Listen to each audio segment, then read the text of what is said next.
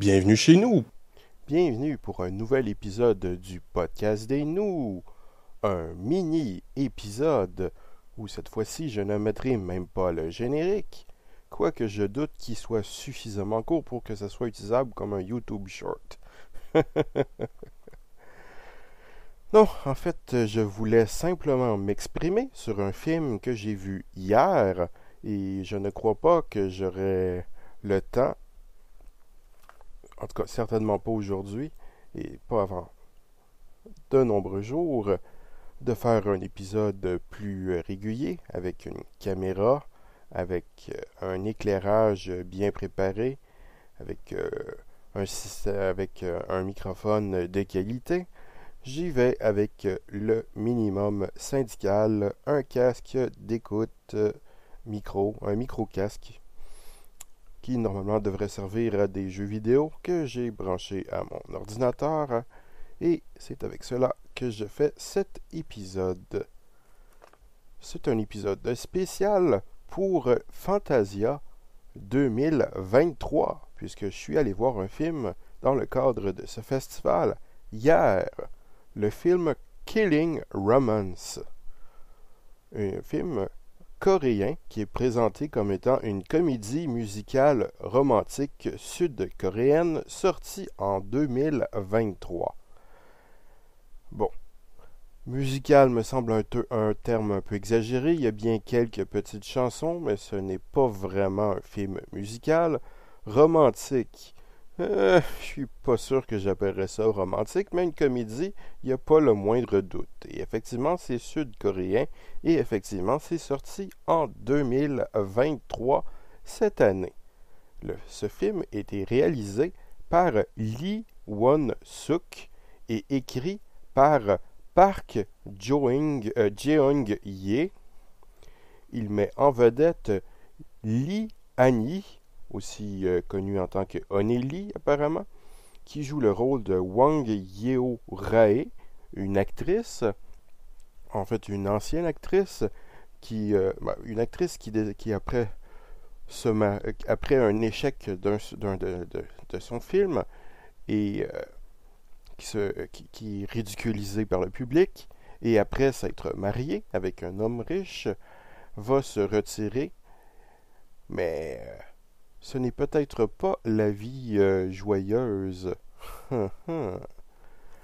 Et donc, il y a aussi Lee Sun-kyun qui joue le rôle de Jonathan Na, le riche époux de l'actrice, qui a su la séduire, mais en fin de compte, des années plus tard, on se rend compte qu'il la tient entre ses mains comme une marionnette et qu'il en fait ce qu'il veut, qu'il ne la laisse pas continuer à acter ce qu'elle aimerait bien faire.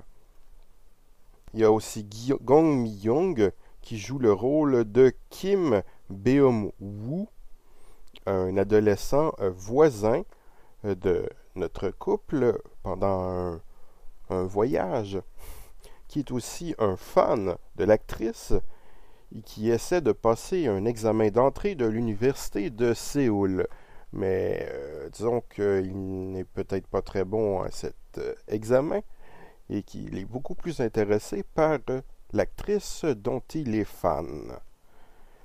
Et donc, ce fan et l'actrice vont développer le plan de tuer l'époux, le riche époux, afin qu'elle soit libre, parce que elle peut pas juste le divorcer. Il est doué pour faire disparaître les gens qui le trahissent. Donc, malgré cette intrigue qui peut sembler extrêmement noire, c'est un film extrêmement drôle, un film au style un peu léger, un peu popcorn, un film qui se compose beaucoup par le jeu extrêmement exagéré de ses acteurs, particulièrement celui qui joue le rôle du riche époux, mais aussi les autres aussi sont très exagérés. L'humour est très exagéré.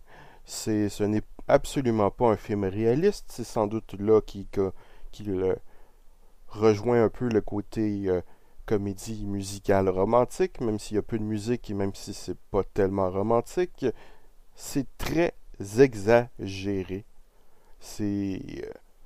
D'ailleurs, les gags pleuvent continuellement. C'est un feu roulant d'humour assez absurde.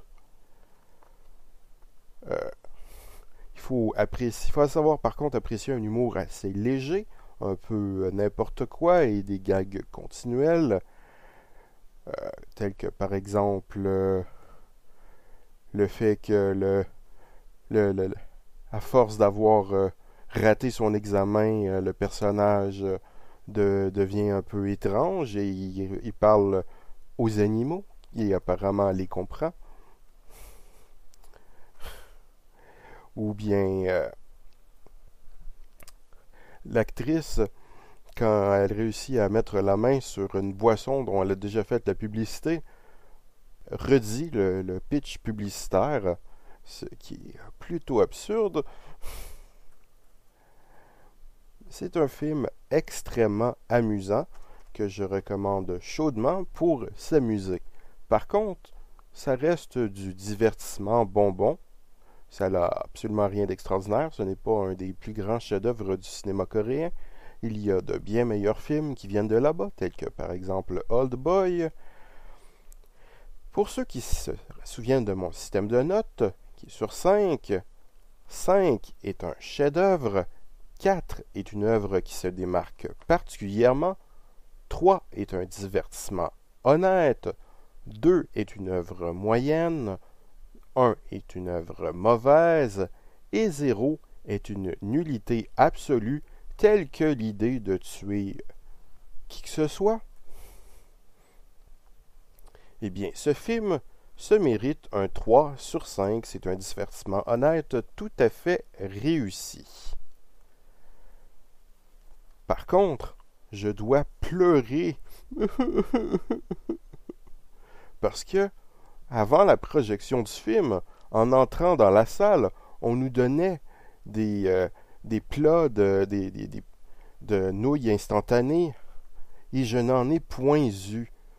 On ne m'en a pas offert personnellement. Oh mon Dieu, que c'est triste. Donc, sur ce, bref, au revoir, à la prochaine. Ou devrais-je dire au revoir et à bientôt. En fin de compte, ça commence à être un peu long. Je pourrais bien mettre une version réduite du générique à la fin.